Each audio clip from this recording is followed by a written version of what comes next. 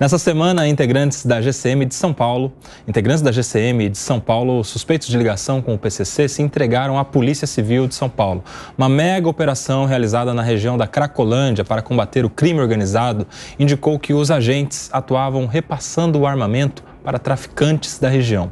Um dos presos é o ex-guarda civil, guarda municipal, Elison de Assis. Ele foi exonerado do cargo. O GCM aposentado, Rubens Alexandre Bezerra, foi apontado como mandante desse repasse de armas. Nós temos o privilégio de termos aqui no nosso Tá na Roda a Raquel Galinatti, que além de delegada de polícia, hoje é uma comandante de guarda civil também lá na cidade de Santos, ela que é secretária de segurança por lá. E aí, Raquel, a gente vê agora, inclusive, a nossa GCM de São Paulo entrando ali em organizações criminosas como uma espécie de milícia que muito caracteriza, por exemplo, o que acontece no Rio de Janeiro, agora está acontecendo aqui em São Paulo também, na região da Cracolândia, envolvendo facções criminosas como o PCC, repasse de armas de fogo. Qual é o perigo de uma notícia como essa? Será que isso periga virar como o Rio de Janeiro? Será que a gente tem esse risco acontecendo aqui em São Paulo de termos uma milícia municipal? Primeiro, todo o meu respeito para a família Zumarinho, que é a família das guardas civis municipais, no sentido em que já estão andando no Congresso Nacional para se tornarem polícia municipal e ali terem direitos às prerrogativas inerentes a uma atuação de segurança pública. Bandidos que são camuflados, que integram instituições, no caso de uma segurança pública municipal, eles devem ser extirpados. E aí, eu repudio de forma veemente toda a nomenclatura em que coloque este cara, este suposto mandante de milícia, como o GCM. Ele tem que ser tratado como ele é, bandido. Se ele está sendo investigado como bandido, tire o rótulo de GCM, porque já não mais o pertence. Aliás, nunca deve ter pertencido. E é muito grave quando a gente vê infiltrados em instituições policiais, porque não só armamentos eles são desviados, mas muitas vezes o que é principal, a informação, a comunicação, a interceptação de comunicação. Isso aconteceu nesse caso aí, né? Exatamente. Tinha uns especialistas que tinham ali só a função de estabelecer os rádios para interceptar a comunicação policial. Da polícia não só ali, da Guarda Municipal, mas também da Polícia Militar, que ali fazem as suas incursões. E muito mais grave ali, a utilização do que a gente vem batendo na tecla daquelas pessoas que são ausentes de discernimento, porque estão completamente viciadas, adictas em drogas, e ali elas são usadas e manipuladas por trocas de esmolas, como se fossem drogas. As drogas são utilizadas para o trabalho escravo, tanto da exploração sexual, tráfico de drogas, crianças envolvidas na exploração sexual infantil, também esses criminosos extorquindo comerciantes locais por uma suposta proteção.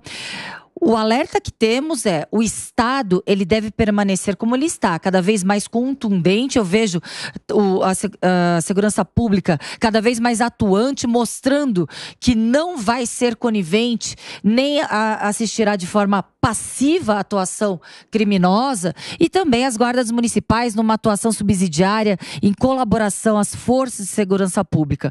Mas eu só gostaria de grifar mais uma vez que criminoso, quando inserido em instituições de Estado, ele não tem o direito de utilizar o nome dessa instituição para ser classificado ou citado em nenhum noticiário.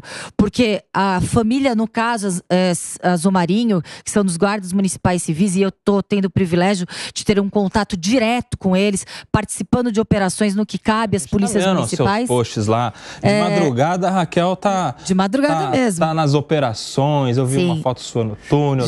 Põe o colete Zumarinho e voo, e merecem todo o respeito da população, porque colocam também a sua vida em risco 24 horas, sendo um escudo entre o crime e a sociedade. Ô Guilherme, esse caso aí foi interessante, que foi uma operação do GAECO, que é do Ministério Público de São Paulo, em parceria com a Polícia Judiciária, né, a Polícia Civil, e um trabalho que durou mais de um ano de inteligência, de acompanhamento e que gerou essa mega operação. Em um só dia tivemos, não tenho os números exatos aqui, mas dezenas de mandados de busca. Mais de 200 mandados de busca e apreensão, muitas outras prisões acontecendo, inclusive, e uma investigação que desvendou alguns núcleos, inclusive, que se conversavam. O núcleo do armamento, o núcleo da receptação, o núcleo dos guardas civis aí envolvidos, vários núcleos, inclusive núcleo de exploração sexual. Então, aquela ideia de que o PCC mexe com droga vai ficando para trás, porque tem muitos outros crimes envolvidos também e que agora foram desvendados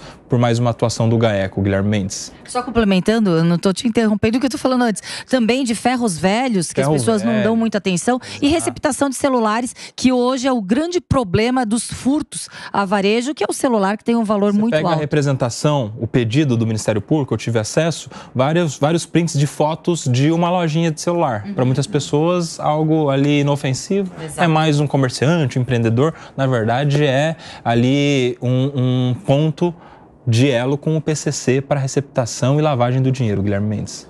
Kobayashi, você falou muito bem, o PCC está investindo em múltiplos mercados, entre aspas, e de fato hoje a droga é apenas talvez ainda seja o mais rentável, mas uma das fontes de receita dessa organização criminosa. Você citou o GAECO, e aí é uma questão sistêmica que tem que ser debatida. O controle externo é fundamental a todas as categorias de funcionários públicos. Quando a gente fala das corregedorias de polícia ou quando a gente fala das corregedorias de justiça, sobretudo quando a gente analisa a categoria dos policiais e dos magistrados, há uma séria desconfiança da sociedade por um erro ou por um grande equívoco sistêmico, qual seja, nós não podemos ser juízes de nós mesmos. Essa é uma regra filosófica.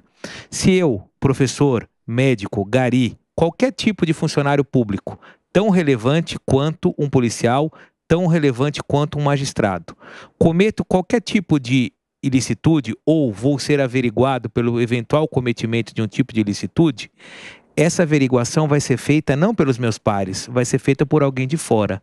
A Corregedoria de Justiça, a Corregedoria Geral do Estado, falando aqui do Estado de São Paulo.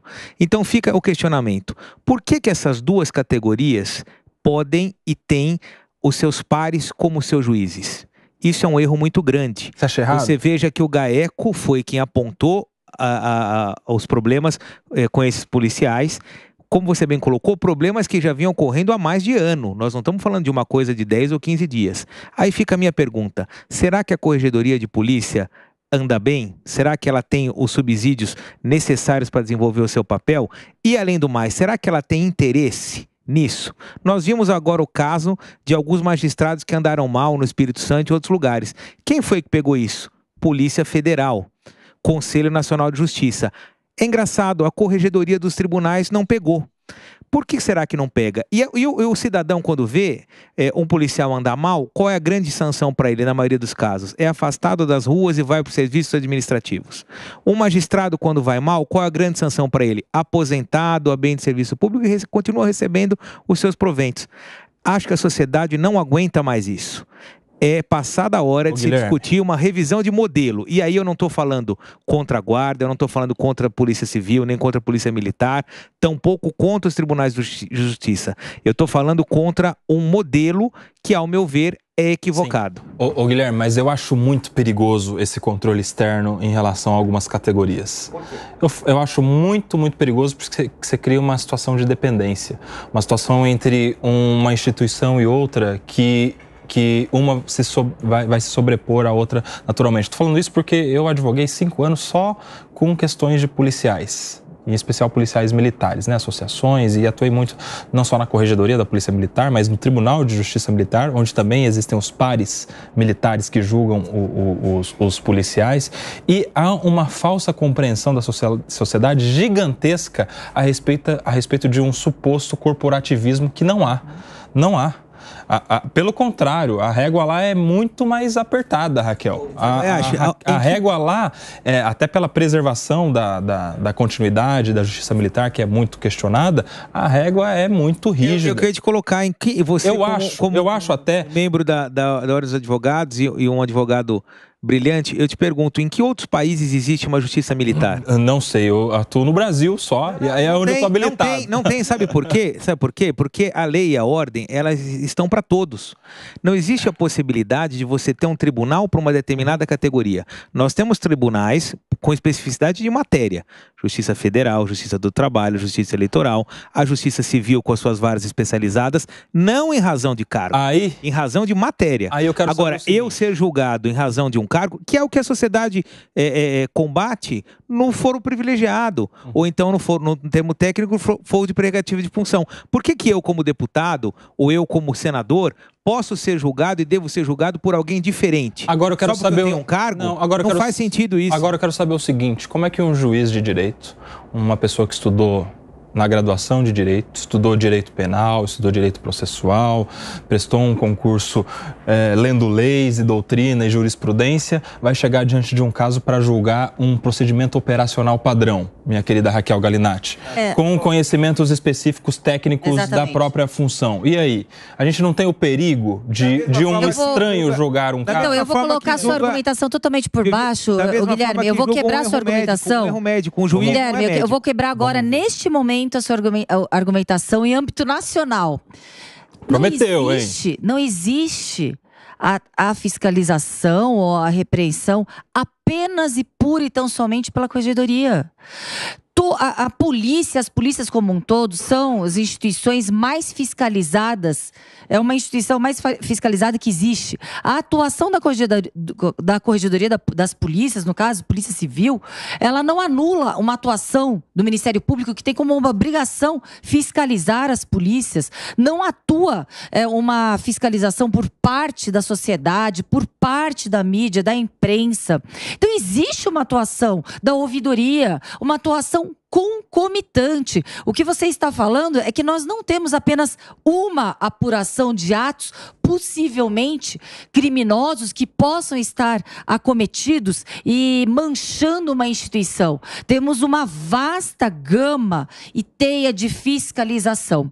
Agora, no sentido de apurações disciplinares que possam desenrolar para crimes, obviamente, todos esses fatos são remetidos ao Ministério Público, são remetidos aos órgãos competentes para apuração, denúncia e condenação criminal. E temos ainda o Instituto do Sobrestamento. Até a decisão final, no âmbito judicial, há a possibilidade de apurações disciplinares e sobrestarem, aguardarem o posicionamento final para não dar uma colidência. Então, eu estou quebrando a sua argumentação, porque na falta de temos mais de 4 ou 5 órgãos que possam apurar atuações criminosas, porventura. A réplica do Guilherme Mendes, vai lá.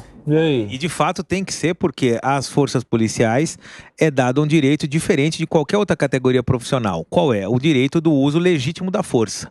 Então, de fato, quem tem o direito de uso legítimo da força tem que ser mais fiscalizado.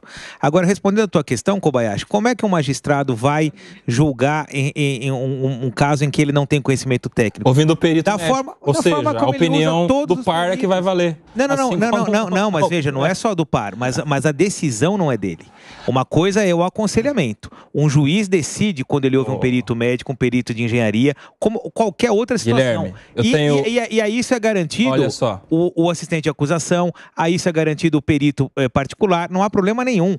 O juiz tem que dar a última palavra. Agora, quando você garante a última palavra a um par, pra mim não soa bem. Deixa eu te falar uma coisa. E é uma prova de que talvez não funcione é isso. Se só existe no Brasil, será que o mundo inteiro está errado e nós estamos certos? Essa síndrome do vira-lata conveniente. Não é vira-lata conveniente, não. Só existe no Brasil. Mas vamos lá. É verdade. Deixa eu falar uma coisa pra você. Foi o que eu te falei. Onde é que existe outro lugar que tem a justiça militar? Isso é resquício, a gente sabe da onde, não é? Deixa eu te falar uma coisa. Atuando aí na advocacia há mais de 11 anos, eu não vi ainda uma decisão de um juiz que tenha ido contra a opinião de um perito, a não ser de perícias que depois foram demonstradas, feitas fraudulentas, exato. Mas um perito sério geralmente decide o caso. Estou falando isso porque em casos em que se julga a atuação de um engenheiro, é o perito engenheiro que vai dar a última palavra e que naturalmente vai ser seguida pelo juiz, assim, posso dizer, talvez em 99% dos casos. Em um médico que está sendo julgado, vai ser ouvido um médico perito e essa vai ser a palavra que vai ficar, no final das contas, se há culpa ou não há culpa. Na aviação, da mesma maneira, e em todos esses outros aspectos técnicos que envolvem essas outras profissões. E por que um militar não pode dizer se o outro militar agiu culposamente, agiu equivocadamente, agiu negligentemente? Como assistente pode, e que bom que prevalece a técnica dos peritos, porque de fato um magistrado não conhece protocolos, não conhece procedimentos, não conhece regramentos internos, e que bom que 90%, como você colocou, os juízes acatam o parecer técnico, ou seja, é a técnica prevalecendo sobre a vontade. Que bom que isso acontece. Mas a decisão, sim, o poder da caneta é sempre do magistrado, que é um agente externo. É assim que tem que ser. Nelson, nós não podemos ser juízes de nós mesmos. Isso é uma regra filosófica. Não tem nada a ver com o sistema judiciário, não tem nada a ver com corregedoria de polícia. Tem a ver com o conceito de que aquele que age não pode querer se autodeterminar. É assim em qualquer sistema jurídico, judiciário, de respeito. O Brasil tem essa pequena exceção. Sobre o tema, meu querido Henrique Kriegner, eu quero saber a sua opinião sobre esta ascensão do PCC, agora chegando inclusive nas forças policiais da Guarda Civil. Eu só queria registrar aqui, Koba, sim, que o Guilherme, ele repetiu o argumento que nós falamos semana passada a respeito da urna eletrônica e me deu muito orgulho, que eu falei assim, se é tão bom assim, por que a maioria dos países não usa um sistema tão bom? E agora ele usou o mesmo argumento para justificar e ele me bateu da última vez por causa desse argumento. Agora ele usou o mesmo argumento. Então nós estamos felizes, estou feliz aqui que a gente está tendo um avanço. Mas, não, mas ó, sabe que eu quero trazer um ponto importante sobre essa questão? Que muitas pessoas têm percebido, especialmente aqui na cidade de São Paulo, e eu vou falar, eu moro na Zona Sul e uma coisa que a gente mais tem visto ali naquela região é justamente o número de empresas privadas de segurança e os carros que vão ocupando esses lugares. Eu não quero aqui dizer se está certo, se não está certo, trazer esse ponto. Porém, a investigação toda ali na Cracolândia começou a partir da investigação de uma empresa privada organizada por um dos GCMs que foi agora encontrado como culpado. Então, a estratégia, né, de segurança pública e do enfrentamento ao crime organizado, e também não só o crime organizado, mas os reflexos do crime organizado, que é o assalto no bairro, que é o cara na moto que passa ali roubando bolsa, celular e essas coisas. Isso tudo também precisa ser investigado, inclusive um olhar mais especial, eu não quero ser falacioso aqui, mas um olhar mais especial para essas empresas. Porque eu já tive relatos de pessoas no meu próprio bairro que começaram a receber ameaças, comércios que começaram a receber ameaças.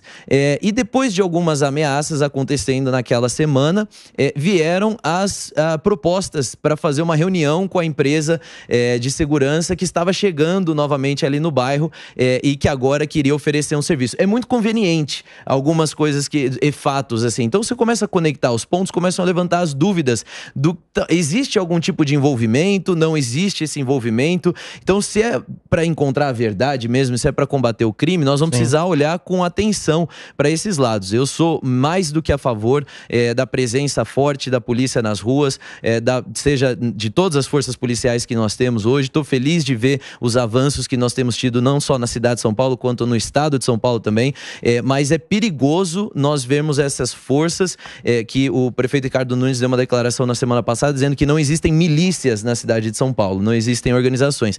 E eu não teria tanta segurança para pôr a minha mão no fogo para dizer radicalmente que não existem essas milícias. Ou talvez até, e Raquel pode até complementar nisso, com mais conhecimento de causa, protótipos ou embriões dessas forças milicianas chegando na cidade de São Paulo. Se tem uma coisa que nós não queremos importar do Rio de Janeiro é milícia.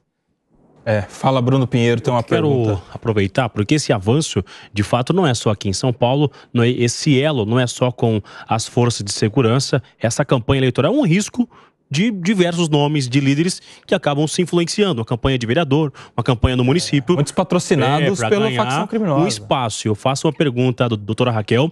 A senhora comentou sobre o número de mandatos em abertos justamente durante essa operação.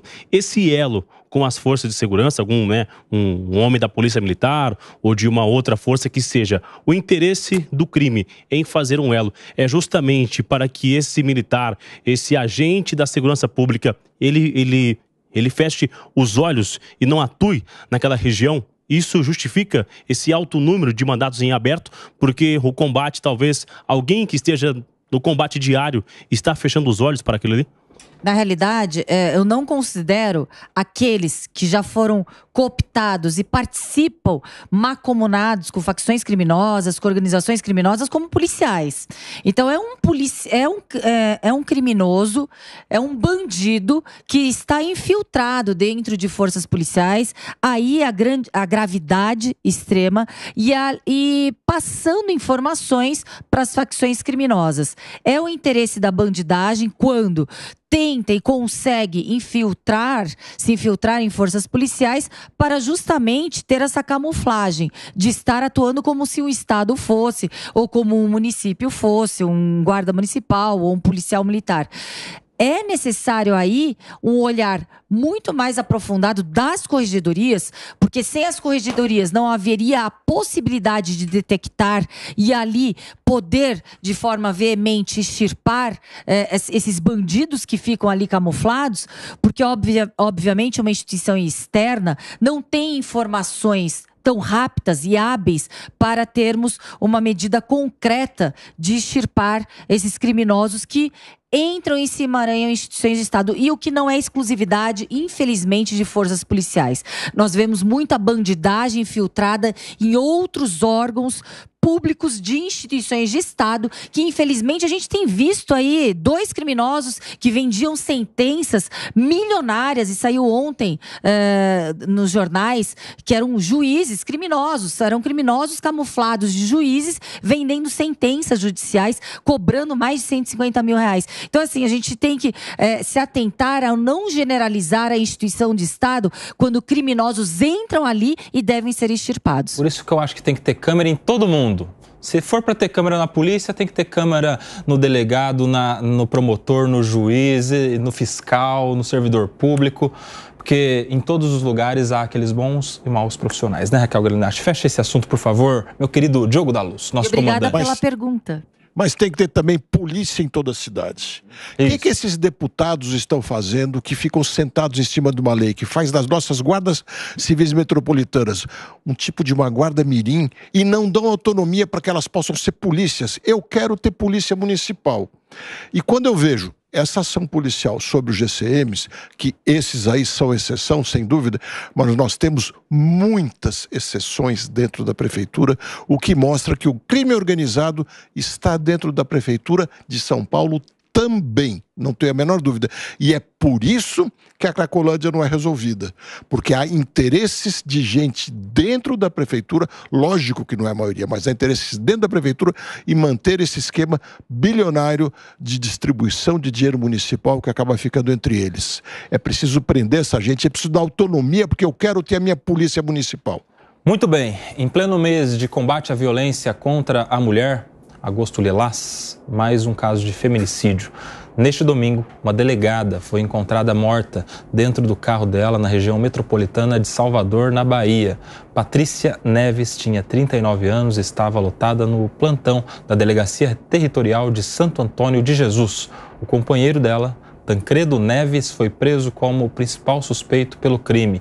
A delegada-geral da Polícia Civil da Bahia, Heloísa Campos de Brito, prometeu justiça e afirmou: estamos dedicando todos os nossos recursos e esforços para dar a resposta necessária a esse crime terrível contra a Patrícia Jacques. Minha querida delegada Raquel Galinatti, é um caso que choca porque nós estamos falando de mais uma mulher vítima de mais um feminicídio, um crime terrível em um mês de conscientização contra esse tipo de crime de violência contra a mulher e uma mulher da lei. Assim como você, uma delegada de polícia e que por tantas vezes, imagino, se deparou ali no seu plantão, no seu trabalho, com mulheres vítimas de violência e ela também agora entrando, infelizmente, para a estatística como mais uma vítima de um feminicídio. É muito triste. Em nome da Associação dos Delegados de Polícia do Brasil, gostaria de manifestar o nosso conforto aos familiares da doutora Patrícia e nos colocar à disposição também da doutora Heloísa, delegada-geral ali da Bahia, uma excelente delegada-geral, que tive a oportunidade de me encontrar algumas vezes, e está revoltando todos os policiais, todos os delegados do Brasil, obviamente, todos os policiais, essa notícia que choca. Nós que estamos diariamente combatendo o crime e falando da complexidade que é combater o crime de violência contra a mulher, que políticas públicas não entram aí nesse combate, porque são crimes que ocorrem de forma clandestina, entre quatro paredes, ali somente o agressor, através de um poder muito grande de manipulação emocional, subjugação daquela vítima, e independentemente da sua classe social, da sua condição socioeconômica, quando uma mulher está inserida nesse relacionamento abusivo, ela tende a estar anestesiada por atos criminosos, buscando inclusive justificativas, normalizando e romantizando atos de agressão. É algo que revolta, sobretudo porque sabemos o quanto a colega sabe o que é uma violência doméstica, o quanto a colega sabia ler sinais de violência doméstica, sinais de perigo ali existente, mas ela realmente ficou indefesa em face à subjugação emocional, porque não tem outra justificativa àquele agressor. Então é algo que realmente nos choca e chocou hoje. Essa notícia chocou todos os delegados de polícia do Brasil. Raquel, vejo que você está emocionada. Eu acho que é muito importante esse tipo de notícia para conscientizar mais uma vez, né? A gente tem uma audiência incrível aqui nesse domingo e nenhum tipo de caso de feminicídio acontece do nada. Há muitos sinais, como você falou, né? As coisas vão aumentando gradativamente esse nível de agressividade, de violência, de opressão. Fala um pouco sobre isso. Quais são os sinais de alerta para as mulheres, principalmente, que estão na nossa audiência nesse domingo? O principal sinal de alerta é aquela relação em que a mulher está desconfortável. Obviamente existe agressão de mulheres contra homens, mas no sentido aqui nós estamos falando de um feminicídio, de mais uma mulher vítima de feminicídio, para que as pessoas não falem que nós tendenciamos somente a colocar sexo nas vítimas e nos agressores. Mas esse contexto, estamos falando de mais uma mulher vitimizada como estatística do feminicídio. O relacionamento abusivo, obviamente, ele começa como um conto de fadas, afinal, nenhum agressor, ele inicia esse relacionamento estapeando, esbufetando essa mulher. E ali, as fases, elas são muito rápidas e curtas, diretamente da lua de mel para a fase de tensão, em que aquela mulher está o tempo todo angustiada, nervosa, claramente desconfortável na relação, para a fase da explosão, que são as agressões verbais, morais e físicas. E esse relacionamento, ele tende a ser cada vez mais os espasmos, eu falo espasmos de carinho, companheirismo e amor, que é o que permeiam todo o relacionamento normal, ele cria hiatos. Então aquela mulher, ela acredita que ela está no relacionamento normal, porque ela tem hiatos de amor e de carinho. Porém, esse relacionamento é completamente doente e criminoso, sendo que aquela mulher, num círculo hermético, se ela não tiver uma rede de apoio, seja familiares, colegas de trabalho, a imprensa, nós estamos falando diariamente na imprensa e na mídia sinais de violência, e é muito grave, porque esses sinais, eles são indícios que, se essa mulher não romper o ciclo de violência, ela vai figurar, infelizmente, como mais uma estatística de feminicídio. Tá aí o recado para toda a nossa audiência.